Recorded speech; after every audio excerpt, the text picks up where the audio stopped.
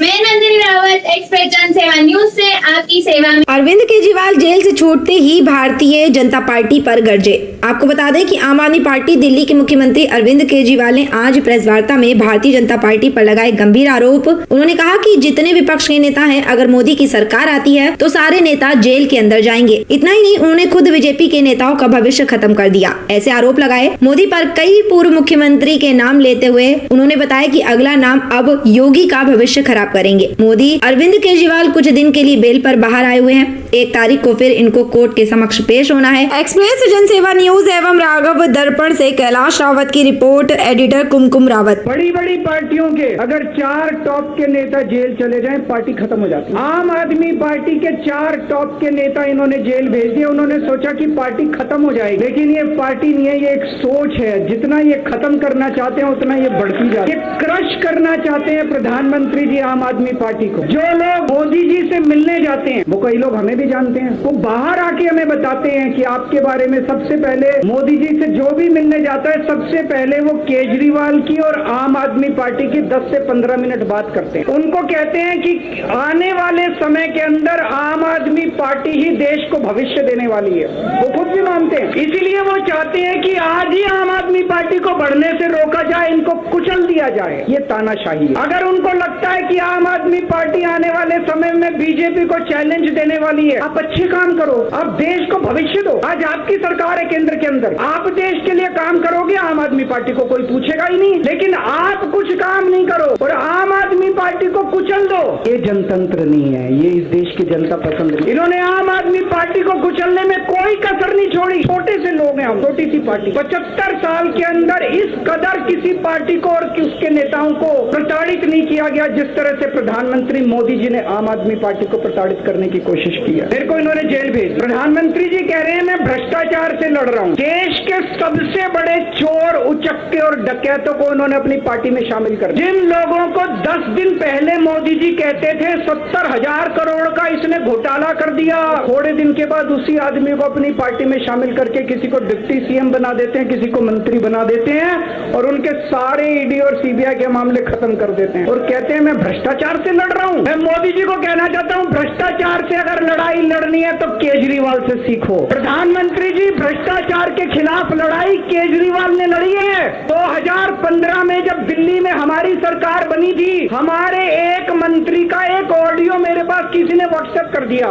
उस ऑडियो में मेरा मंत्री किसी दुकान वाले से 5 लाख रुपए मांग रहा था। किसी मीडिया वाले को नहीं पता था, विपक्ष को नहीं पता था। आप लोगों को याद होगा, मैंने अपने खुद मंत्री को सीबीआई के हवाले कर दिया, जेल भेज दिया था अपने। ये होती है भ्रष्टाचार के खिलाफ लड़ाई। पंजाब के अंदर मेरा एक मंत्री भ्रष्टाचार में मेरे को पता चला कि वो पैसे मांग रहा है, कहता को अपनी पार्टी में शामिल कर लो और केजरीवाल को जेल भेज दो और कहो मैं भ्रष्टाचार के खिलाफ लड़ रहा हूं। तो आप भ्रष्टाचार के खिलाफ नहीं लड़ रहे प्रधानमंत्री जी, आप देशवासियों को बेवकूफ मत समझो। देश बच्चे की जुबान के ऊपर हो रहा है। इस सारे चोर चक्कों को अपनी पार्टी में शामिल करके और ईडी और सीबीआई के सारे केस उनके रफा दफा कर। केजरीवाल को क्यों गिरफ्तार किया? केजरीवाल को गिरफ्तार करके उन्होंने एक मैसेज दिया है सारे देश को, अगर मैं केजरीवाल को गिरफ्तार कर सकता हूं तो किसी को भी गिरफ्तार कर सकता हूं।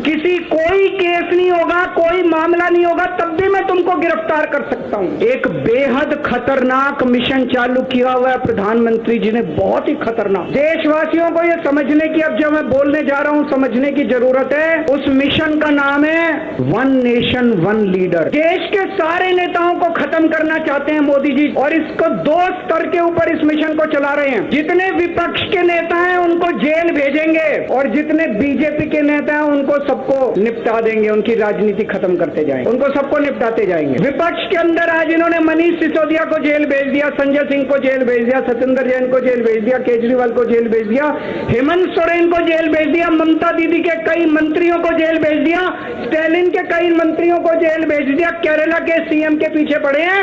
अगर ये चुनाव जीत गए, मेरे से लिखवा लो एफिडेविट के ऊपर, थोड़े दिन के बाद ममता दीदी जेल में होंगी, तेजस्वी यादव जेल में होगा, स्टालिन साहब जेल के अंदर होंगे, पिनरई विजयन जेल के अंदर होंगे, उद्धव ठाकरे जेल के अंदर होंगे, जितने विपक्ष के नेता ये सारे जेल के अंदर होंगे। अगर ये चुनाव जीत गए, इन्होंने बीजेपी का एक नेता नहीं छोड़ा। आडवाणी जी की राजनीति खत्म कर दी इन्होंने, मुरली मनोहर जोशी की राजनीति खत्म कर दी, सुमित्रा महाजन की, शिवराज सिंह चौहान जिसने मध्य प्रदेश का चुनाव जीत के दिया इन लोगों ने, शिवराज सिंह चौहान ने उसको मुख्यमंत्री नहीं बनाया, उसकी राजनीति खत्म कर दी। वसुंधरा राजे की राजनीति खत्म कर दी इन्होंने, खट्टर साहब की राजनीति खत्म कर दी, डॉक्टर रमन सिंह की राजनीति खत्म कर दी।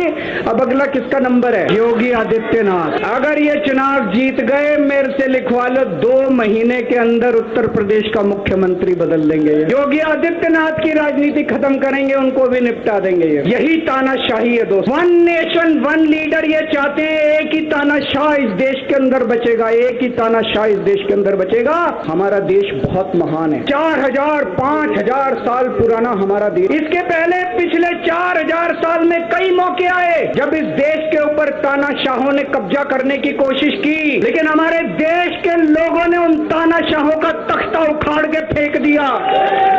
जब जब हमारे देश में ऐसा मौका आया कि तानाशाह ने हमारे देश के ऊपर कब्जा करने की कोशिश की, इस देश की जनता ने उसका तख्ता उखाड़ के फेंक दिया। आज एक तानाशाह इस देश से जनतंत्र खत्म करना चाहता है, आज एक तानाशाह इस देश से लोकशाही खत्म करना चाहता है। मैं पूरे तन मन धन से लड़ रहा हूँ, संघर्ष कर रहा हूँ उस तानाशाह के खिलाफ। 140 करोड़ लोगों का साथ चाहता हूँ, मेरे अकेले के करने से नहीं होगा। 140 आज मैं आप लोगों से भीख मांगने के लिए आया हूँ, 140 करोड़ लोगों से, 140 करोड़ लोगों से भीख मांगने के लिए आया हूँ। मेरे देश को बचा लो, मेरे भारतवर्ष को बचा लो, मेरा भारत बहुत, इस तानाशाही से बचा लो मेरे दोस्त, मेरे देश को। मैं सुप्रीम कोर्ट का बहुत बहुत शुक्रिया अदा करना चाहता हूँ। उन्होंने 21 दिन दिए हैं, एक एक दिन में 24 घंटे हैं। मैं एक दिन में 24 में से 36 घंटे काम करूंगा, पूरे देश भर में घूमूंगा इस तानाशाही को रोकने के लिए। दोस्तों, जितनी मेरे अंदर ताकत है, मेरा सब कुछ कुर्बान है देश के लिए, मेरा तन मन धन सब कुछ कुर्बान है मेरे देश के लिए। मेरे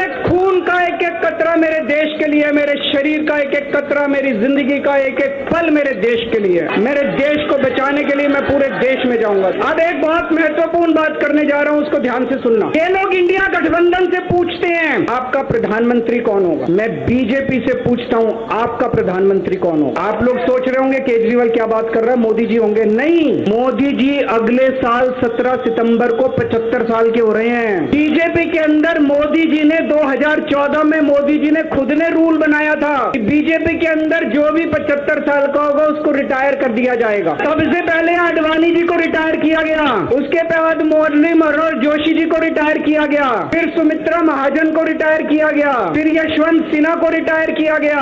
अब मोदी जी अगले साल 17 सितंबर को रिटायर होने वाले हैं। तो मैं बीजेपी से पूछना चाहता हूँ आपका प्रधानमंत्री का दावेदार कौन है। दोस्तों, अगले साल 17 सितंबर तक अगर इनकी सरकार बनी, तो उस पर भी आऊंगा मैं, अगर इनकी सरकार बनी तो पहले अगले 2 महीने में योगी जी को निपटाएंगे ये, और उसके बाद मोदी जी के सबसे खास अमित शाह को ये प्रधानमंत्री बनाएंगे। तो मैं लोगों को, देश के लोगों को आगाह करना चाहता हूं, मोदी जी अपने लिए वोट नहीं मांग रहे, मोदी जी अमित शाह को प्रधानमंत्री बनाने के लिए वोट मांग रहे हैं। मैं पूछना चाहता हूं मोदी जी से और अमित शाह जी से, ये मोदी की गारंटी पूरी कौन करे। मेरे देश को बचाने के लिए मैं पूरे देश में जाऊंगा। दोस्तों,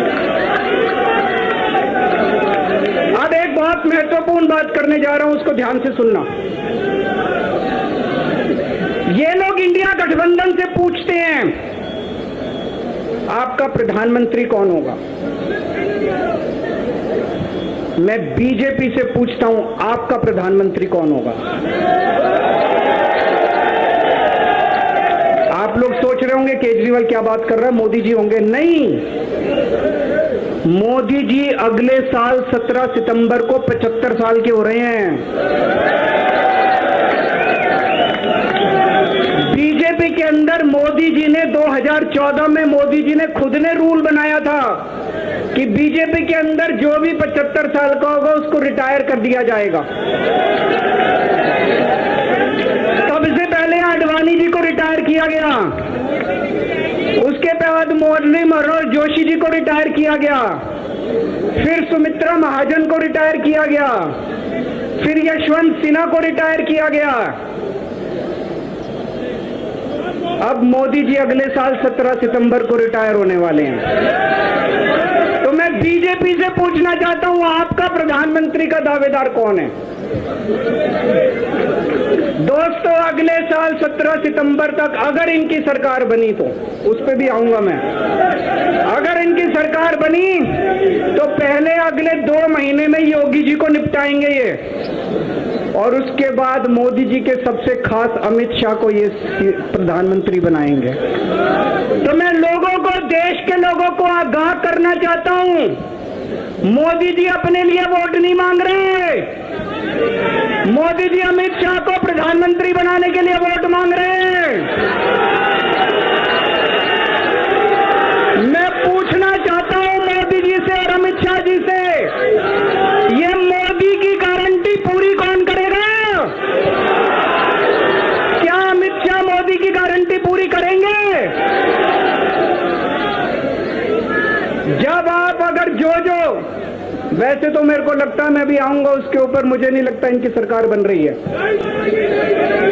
लेकिन जो बीजेपी को वोट देने जाएं वो ये सोच के जाना कि आप मोदी जी के नाम पे वोट नहीं दे रहे, आप अमित शाह के नाम पे वोट दे रहे।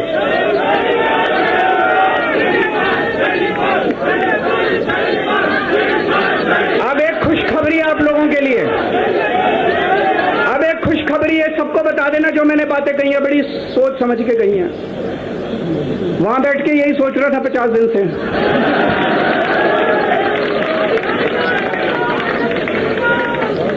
दोस्तों, पूरे देश के मेरे को बाहर निकले हुए 20 घंटे हो गए। इन 20 घंटों के अंदर भी मैंने रात भर में जनता से बात कर रहा था, लोगों से फोन कर रहा था।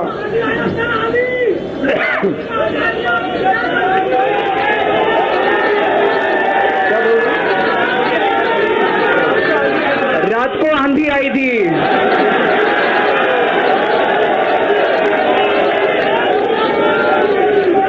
पिछले 20 घंटे में मैंने जो बातचीत करी है, कई बड़े बड़े एक्सपर्ट से बात की, चुनाव विश्लेषकों से बात की, सेफोलॉजिस्ट से बात की, जनता से बात की, फोन पे लोगों से। मेरा अपना आकलन है कि 4 जून के बाद इनकी सरकार नहीं बन रही, मोदी सरकार नहीं बन रही। दोस्तों, अगर मैं गलत हूं तो मेरे को बताना। हरियाणा में इनकी सीट कम हो रही है, राजस्थान में कम हो रही है, कर्नाटक में कम हो रही है, दिल्ली में कम हो रही है, बिहार में कम हो रही है, महाराष्ट्र में कम हो रही है, कर्नाटक में कम हो रही है, बंगाल में कम हो रही है, झारखंड में कम हो रही है। बढ़ कहां रही है? यूपी में कम हो रही है, बढ़ कहां रही है? बड़े एक भी जगह इनकी सीटें नहीं बढ़ रही हैं। मेरा अपना मानना है, और सट्टा बाजार में भी वो वजह चल रहा है, इनकी 220 से 230 के बीच में सीट आ रही है, उससे ज्यादा सीट नहीं आ रही है। मोदी सरकार नहीं बन रही है, केंद्र में इंडिया गठबंधन की सरकार बन रही है। आम आदमी पार्टी उस सरकार का हिस्सा होगी, दिल्ली को पूर्ण राज्य दिलाएंगे। दिल्ली का एलजी लोगों का एलजी होगा, दिल्ली का एलजी दिल्ली वालों का एलजी होगा। गुजरात से आया हुआ है अभी, दिल्ली के लोगों का एलजी होगा, दिल्ली के लोगों का विकास होगा। एक और पॉइंट है, जब मैं जेल के अंदर था तो कुछ लोगों ने यह मुद्दा उठाया, केजरीवाल सीएम पद से इस्तीफा क्यों नहीं देता?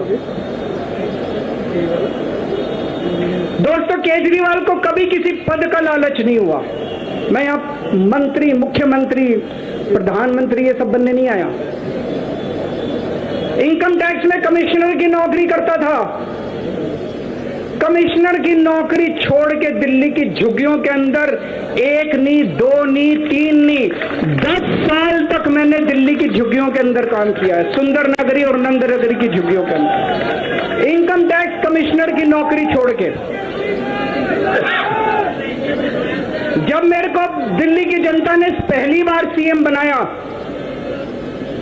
असूलों के ऊपर 49 दिन के अंदर सीएम पद से इस्तीफा दे दिया था। एक चपरासी की नौकरी कोई नहीं छोड़ता। सीएम बनने के लिए लोग अपना दायां हाथ कटाने के लिए तैयार होते हैं। मैंने खुद से अपने आप सीएम की कुर्सी को लात मार दी थी 49 दिन के अंदर। मेरे लिए सीएम पद इंपॉर्टेंट नहीं है। आज मैंने सीएम पद से इस्तीफा क्यों नहीं दिया जेल जाने के बाद? दोस्तों, पिछले 75 साल में भारतवर्ष में इतने राज्यों के चुनाव हुए, दिल्ली के अंदर सबसे ऐतिहासिक बहुमत से आम आदमी पार्टी जीती। 55-56% वोट, एक बार 67 सीट, एक बार 62 सीट। इतने भारी बहुमत से आज तक कोई राज्य की सरकार 75 साल में नहीं जीती। इतने भारी बहुमत से जीतने के बावजूद झूठा केस, अब उनको पता है वो हमें हरा नहीं सकते दिल्ली के अंदर। उन्हें पता है अगले 20 साल तक दिल्ली में आम आदमी पार्टी को कोई नहीं हरा सकता। तो उन्होंने एक षड्यंत्र रचा, राजनीतिक षड्यंत्र रचा। केजरीवाल को झूठे केस में जेल भेज दो, केजरीवाल को इस्तीफा देना पड़ेगा, केजरीवाल की सरकार गिर जाएगी। उन्होंने ये षड्यंत्र रचा। मैंने कहा मैं भी इस्तीफा नहीं दूंगा। तुम अगर जनतंत्र को जेल में कैद करोगे तो जनतंत्र जेल से चला के दिखाएंगे दोस्तों। सरकार भी जेल से चला के दिखाएंगे। कतई इस्तीफा, तुम्हारे ट्रैप में फंसने वाले नहीं हैं हम। ये अगर हेमंत सोरेन साहब को भी इस्तीफा नहीं देना चाहिए था, जेल से सरकार चलानी चाहिए थी। अगर हमने इस्तीफा दे दिया, ये तो बड़ा अच्छा इनके लिए। जिस राज्य के अंदर ये चुनाव हारेंगे उसके मुख्यमंत्री को पकड़ के जेल में डाल दो, सरकार गिरा दो। उसके मुख्यमंत्री को पकड़ के जेल में डाल दो, सरकार। आज मैं अगर दिल्ली की जेल के अंदर रह के दिल्ली की जेल से इस्तीफा नहीं दे रहा, वो इस तानाशाही के खिलाफ संघर्ष कर रहा हूं, इसको समझ लेना आप लोग। केजरीवाल को किसी पद का लालच नहीं है। सीएम तो 100 सीएम की कुर्सी देश के नाम कुर्बान है दोस्तों। मुझे पता चला मेरे जेल जाने से बहुत लोग भावुक हुए, खासकर मेरी माँ, बहनें, महिलाएं बहुत रोई। कईयों ने बहुत मन्नतें मांगी। मैं सबका बहुत बहुत शुक्रिया अदा करना चाहता हूं जिन लोगों ने अपनी दुआएं, करोड़ों लोगों ने अपनी दुआएं भेजी हैं। पूरी दुनिया भर से करोड़ों लोगों ने दुआएं भेजी। उन्हीं के आशीर्वाद का कमाल है कि आज मैं आप लोगों के बीच में हूं। आप लोग सब लोग सुखी रहें, देश खूब तरक्की करे, फले फूले, आप सब लोग खूब खुश रहें, ऐसी मेरी प्रभु से इच्छा है। भारत माता की। अरविंद केजरीवाल, आप सबका